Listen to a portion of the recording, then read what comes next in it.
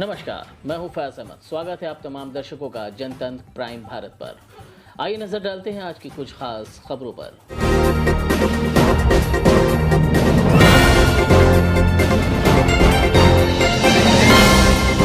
निगम चुनाव इस समय शुरुआत हो चुकी है और तमाम जो पार्षदी क्षेत्र है वहां पर सभी अपने अपने कार्यों को लेकर गिनती गिना रहे हैं। इसी बीच में हमारे साथ वार्ड नंबर 7 के हमारे साथ प्रत्याशी पति हमारे साथ मौजूद हैं। उनसे बात करेंगे कि किस तरह से जो है चुनाव को देखते हैं और ग्रामीण क्षेत्र था ये, उसके बाद यहाँ पर पहली बार पार्षदी होने जा रही है, तो उसको लेकर बात करेंगे कि क्या आगे किस तरह से जो है क्या रणनीति है और पार्षदी आने के बाद वो किस तरह से जो है चुनाव लड़ने की तैयारी कर रहे हैं। सर, सबसे पहले तो बहुत बहुत स्वागत है। Thank you. सर, ये बताएं कि आज जिस तरह से ये ग्रामीण क्षेत्र है और मौरा गांव में इस समय हम लोग मौजूद हैं, तो यहाँ पर किस तरह से तैयारी आप कर रहे हैं चुनाव लड़ने की, और नगर निगम में क्षेत्र आने के बाद क्या क्या उपलब्धियां होंगी? चुनाव की तैयारी सबसे पहले तो हम ग्रामीणों की सेवा की बात करेंगे। जैसे हमारे क्षेत्र में शिक्षा की समस्या को लेकर, स्वास्थ्य संबंधी समस्याओं को लेकर सबसे पहले हम उस मुद्दे पे बात करेंगे। उसके बाद नगर निगम चुनाव जीतने के बाद नगर निगम की जो सेवाएं होंगी वो क्षेत्र में डोर टू डोर लोगों तक पहुंचाने का काम किया जाएगा।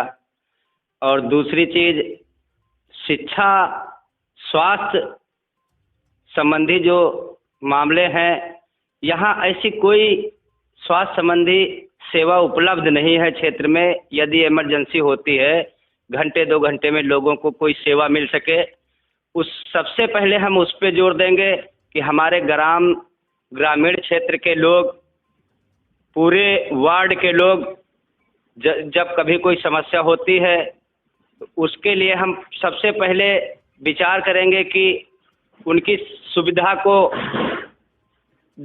सुचारू रूप से उन तक पहुंचाना मेरे बस में अगर होगा तो मैं कोई यहाँ नया हॉस्पिटल की भी जो है, अगर नगर निगम से मुझे मदद मिली तो मैं हॉस्पिटल की भी व्यवस्था कराऊंगा। वैसे मैं अपनी गाड़ी से किसी को समस्या होती है तो ले जाता हूं। और चुनाव अगर मैं जीत गया तो चुनाव जीतने के बाद मैं अपनी स्वयं की एक एम्बुलेंस क्षेत्र में चलवाऊंगा। जी, एक सवाल ये भी आता है कि जैसे चुनाव का माहौल है और जब प्रधानी के बाद यहाँ पहली बार अगर पार्षदी आती है तो चुनाव लड़ने का मन की तैयारी कहाँ से बनी? कैसे लगा आपको कि हमें भी लड़ना चाहिए? चुनाव लड़ने की तैयारी ऐसे बनी, मेरे ग्रामीण क्षेत्र के जो लोग हैं, मैं उनकी समस्याओं को देख रहा हूं कि वो बहुत परेशान है। मेरे यहाँ जो प्रधानी का चुनाव होता था उसमें लोग वोट तो देते थे लेकिन उनका काम कभी नहीं हुआ ढंग से। मेरे बस में जो होता है मैं लोगों की जाके मदद करता हूं, इसलिए मेरा मन किया कि एक बार चुनाव लड़के जनता की सेवा करने का अवसर मिले। और अगर मुझे अवसर मिला तो ये बहुत बड़ी ऊपर वाले की कृपा है। और यदि चुनाव जीता गया तो मेरे ग्राम या मेरे वार्ड में मुझे ये उम्मीद है कि मैं डोर टू डोर अपनी सारी सुविधाओं को पहुंचाने का काम करूंगा। बताया भी जाता है कि एक समाज सेवी के रूप में आप आते हैं और तमाम लोगों की मदद का भी प्रयास लगातार करते हैं। तो जो सुविधाएं, जिस तरह से जो है कुछ ऐसी सुविधाएं जो ग्रामीण क्षेत्र में नहीं आ पाती हैं, उनको लेकर के क्या तैयारी है? देखिए, मैं किसान यूनियन संगठन का एक सिपाही हूं। जो मेरे ग्राम तक जो सुविधाएं नहीं आ पाती हैं और मेरे लोग जब मेरा साथ देते हैं तो मैं उन सुविधाओं को अधिकारियों से लड़कर खींच के लाने का काम करता हूं। बहुत सारी ऐसी सुविधाएं हैं जो कई बार मैंने अधिकारियों से लड़कर यहाँ क्षेत्र में काम कराया। जी, तो आपको लगता है कि अगर लोगों ने साथ दिया तो कहीं ना कहीं एक अच्छा यहाँ बेहतर डेवलपमेंट हो सकता है? शिक्षा की बात करें तो जो ग्रामीण एरिया हैं यहाँ पर काफ़ी ऐसी समस्याएं आती हैं जिसको लेकर के बच्चे अशिक्षित होते हैं, या बताया भी जाता है कि जो प्राथमिक विद्यालय है वहाँ पर सुचारू रूप से जो है उसकी व्यवस्थाएं नहीं होती हैं, उसको लेकर के आपने रणनीति मैंने ये बनाई है कि जो शिक्षा का मामला है, जैसे सरकारी स्कूल हैं जिसमें ढंग से पढ़ाई नहीं हो पाती है, तो उसमें कई बार मैंने बीएसए से बात करी। जो भी सरकारी अधिकारी होते हैं मैं उनसे बराबर लगातार बात करता हूं और करता रहूँगा, क्योंकि सबसे अहम मुद्दा शिक्षा है। शिक्षा वो शेरनी का दूध है, जो पिएगा वही दहाड़ेगा, इसलिए सबसे ज़रूरी शिक्षा है, उसके बाद अन्य काम है। जी। तो जैसा कि महिला सीट हो चुकी है यहाँ पर, तो पत्नी को लड़ाने का पूरा विचार आपका हो गया है जी। क्या लगता है कि पत्नी को आगे बढ़ाना चाहिए अगर महिला सीट है महिलाओं को? क्यों नहीं भाई, सरकार जो है अधिकार दे रही है कि महिलाओं को जो है आगे बढ़ाया जाए। बस में एक सीट फ्री होती है महिलाओं के लिए, हर जगह महिलाओं को आरक्षण है, इसलिए महिलाओं को आगे आना जरूरी है।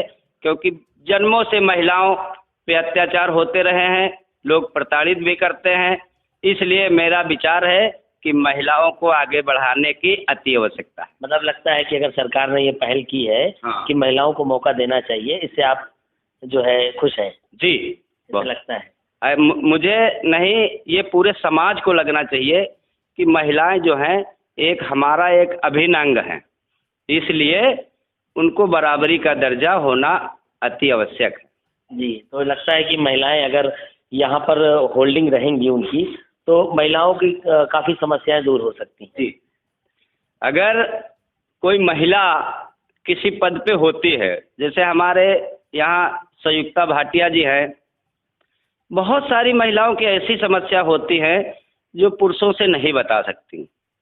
वो एक बहन दूसरी बहन से जाके अपनी समस्याओं को बता सकती है, अपनी बात रख सकती है।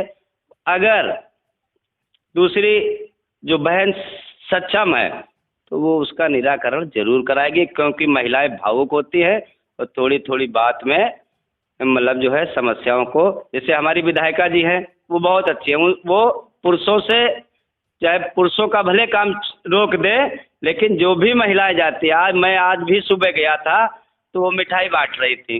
ठीक, हाँ, जय देवी जी।